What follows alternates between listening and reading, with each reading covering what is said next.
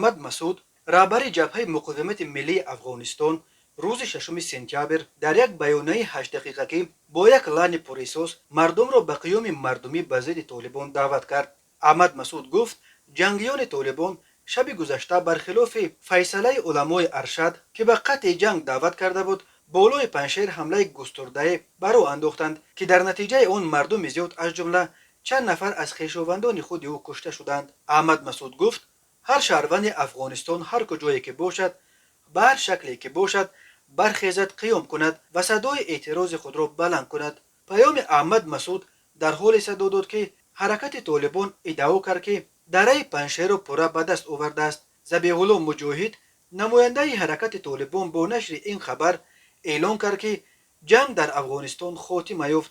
طالبان روز 6 سپتامبر ویدیویی را نیز نشر کردند که در آن لحظه افروختن پرچم سفید این گروه بر فراز دفتر والی ولایت پنشیر در دهه پاروخ ثبت شده است. شبکه تلویزیونی الجزیره در همین حال با استناد به یک منبع در مأموریت سابق پرزیدنت افغانستان خبر داد که معاون اول رئیس جمهور امرالله صالح که بعد سقوط کابل و فرار پرزیدنت اشرف غنی به پنشیر پناه آورد خود را به جای غنی رئیس جمهور اعلان کرده بود به تاجیکستان فرار کرده است. شام 5 سپتامبر 2 نفر از یاران نزدیک احمد مسعود پسر عمه‌اش گنرال عبدالودود ذره و سخنگوی جبهه مقاومت فهیم دشتی در یک حمله در بهارک مرکز ولایت پنشیر کشته شدند.